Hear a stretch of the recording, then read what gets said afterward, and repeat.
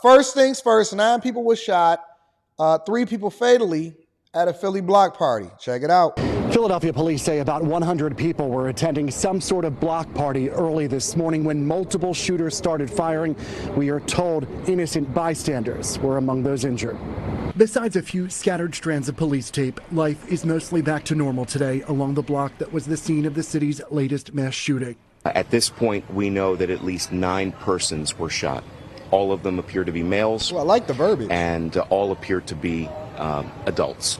Philadelphia police say maybe a lot of the women, maybe there's always going to be more women than there are men inside of the United States of America, because men are constantly, or young boys that's in the hood are constantly killing each other. Of the 9 shot, 3 were killed. All of the victims are between the ages of 23 and 33. You see that Patron on the ground? After 2 this morning on the 1200 block of North Alden Street in West Philadelphia.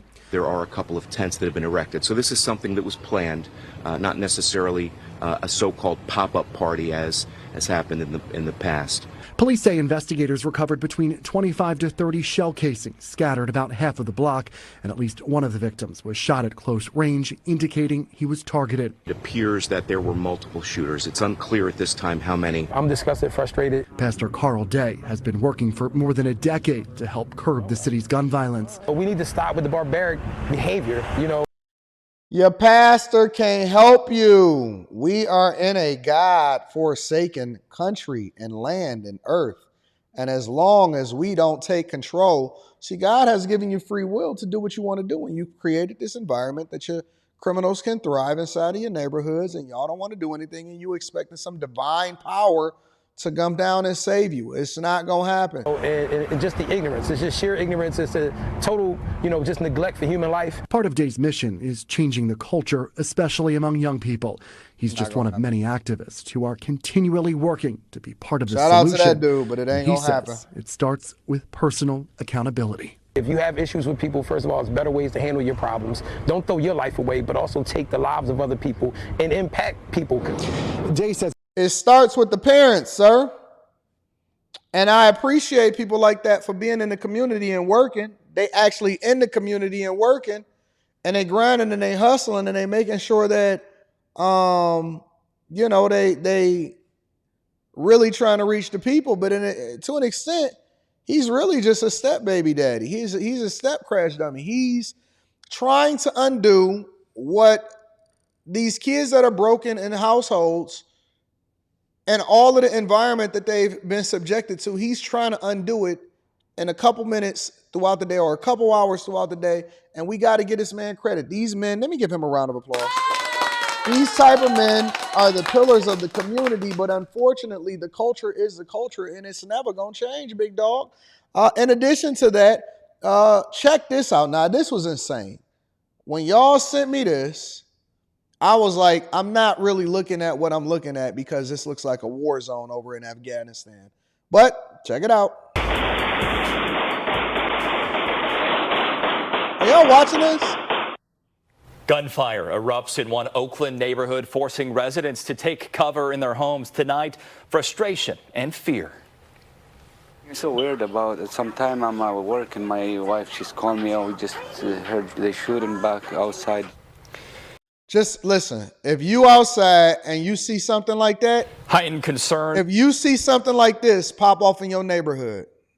Gunfire erupts in one Oakland neighborhood, forcing residents. If you see something like this pop off in your neighborhood, let the bank take it. Let the bank take it. It's not for you to be there anymore.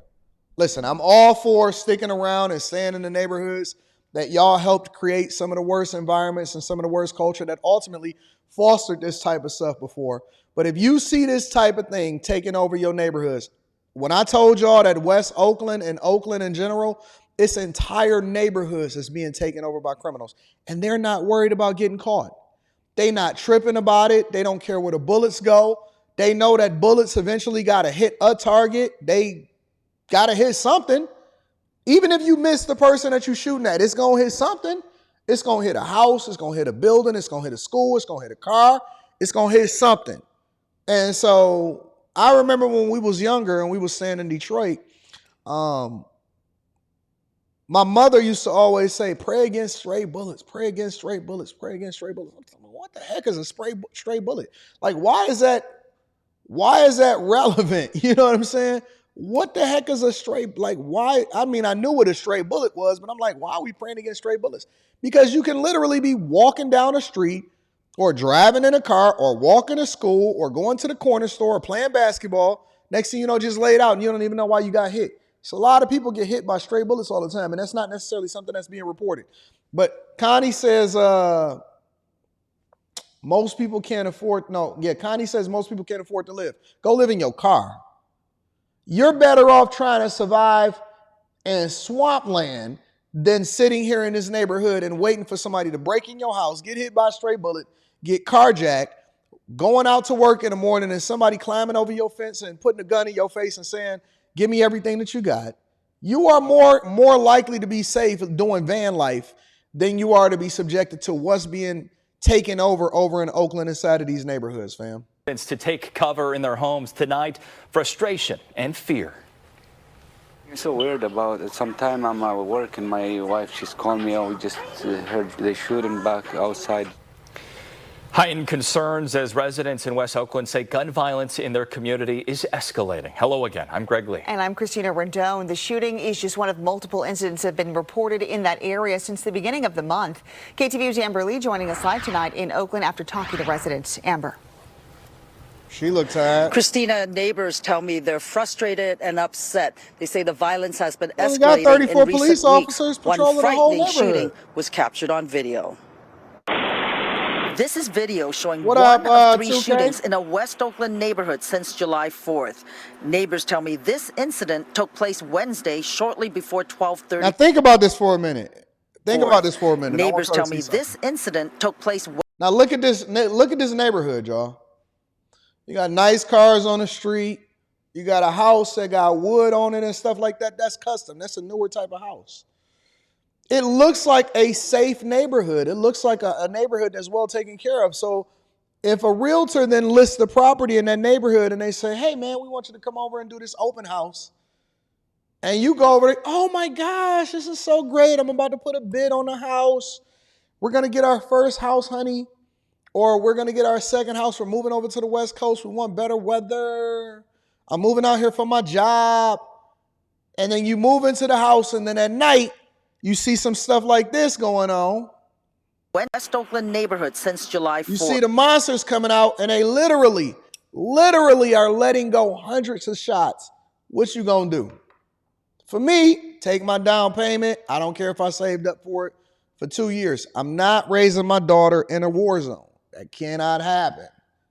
This is what's happening over in your neighborhoods and in your culture. And I've been beating this horse and talking about this for a long time, but y'all acting like it's something that we should have just ignored. Neighbors tell me this incident took place Wednesday shortly before 12:30 in the morning. That's scary. That's real scary. It was like shortly before 12:30 in the morning. We were at war, and it don't make sense, it doesn't. And so far as I'm concerned, kids, stop. Just stop. It ain't worth it. Some residents suspect young people may be responsible for 3 shootings along 10th Street in a span of 2 weeks. They say the lack of security at the public housing complex in the area may be attracting criminal elements. One property owner asked us not to show his face for fear of retaliation. We've had over 150 casings found just on the ground. This street used to be a great street, and all of a sudden in the last 2 weeks it's turned into a nightmare. There are no reports of anyone injured, but the barrage of gunfire has left a trail of damage. Right now, no working. Salah Al-Badam shows me the 4 spots where his car has been struck by bullets from the shooting on Wednesday. His brother's car was also hit multiple times. Al-Badam tells me his vehicle is his livelihood.